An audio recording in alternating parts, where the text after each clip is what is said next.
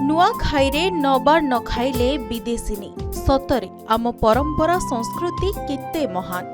विदेशिनी भी ए परंपरा और संस्कृति रे हेउछंती मतुआला। टिके भलो करे देखंतु ए महिला दुहिंको आउ कुहंतु ये जणे विदेशिनी ना खांटी ओडियाणी एकदम जणे ओडिया घरर बहुटीए भले देखा जाउछंती। देहरे सूता लुगा खंडिए को मुंडरे ओढ़णा से जणे विदेशिनी सत हेले तांको वेशभूषा देखिले आपण भी कहिबे से जणे खांटी ओडियाणी। आउ ए विदेशिनी महिला दुई जण गतकाली नुआखाईरे नबार्न मध्य खाइछंती। पश्चिम ओडिशार गणपर्व नुआखाई एने गतकाली पूरा पश्चिम ओडिशा रे देखिबाकू मिलिथिला खुशीर माहौल। एही अवसर में परिवार समस्ते एकाठी होई निज इष्ट देवतांकु नबार्न अर्पण करिबा परे निजे नबार्न ग्रहण करिसेंती। एहा परे नुआखाई भेट घाट पर्व रे परिवार सान माने बड़ तथा गुरुजन मानंकु नमस्कार होई आशीर्वाद ग्रहण करंती। बिनिका सिंदूरपुर रे मध्य नुआखाई बड़ धूमधाम रे पालित हो जाइछि। आउ एही पर्व रे कालीर मुख्य आकर्षण थिले दुई जण विदेशिनी महिला। जणे जर्मनी प्रोफेसर उलुरेकी जेसन जे सिंदूरपुर रो प्रोफेसर शिवाजी पन्ना को विवाह करी आम अंचलर कला और संस्कृति को आपणार करिसेंती। आउ जणे हेले अमेरिकार छात्री सारा रिवर्स जे भारत रे रही तांकर रिसर्च काम करुछंती। सबुठारु खुशीर कथा हेउछि एही दुई जण विदेशिनी महिला धूमधाम रे नुआखाई पालन करबा सह नबार्न मध्य ग्रहण करिसेंती।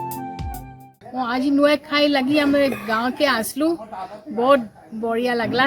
हमें बहुत खाना खाइलू 5 6 7 8 अलग अलग खाना हमको देलू।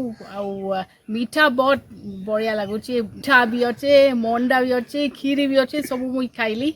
नुआखाई दिनो सबू परिवार माने दूरी रू भी आसुचन सब एका संगे हमें बसुचु भेटलू कटा हेलू बहुत बढ़िया लगला। नुआखाई ने खाली खास वेस्टर्न उड़ीसा रे हेउचे आउ बहुत पुराना गुटे परंपरा मुई देखली। हमें सब एका संगे एता करमु आउ नुआ खाइमु आउ धान इन वेस्टर्न उड़ीसा रे धान बहुत इम्पोर्टेंट लगुची। सबू जने चाषी करुचन और धान बहुत आइडेंटिटी लगी बहुत माने रखता। प्रति वर्ष आम देश को लक्ष लक्ष विदेशी आसंती। आम देशर अनेक ऐतिहासिक जागा बुलंती देशर संस्कृति विषय जानिबा को चेष्टा करंती।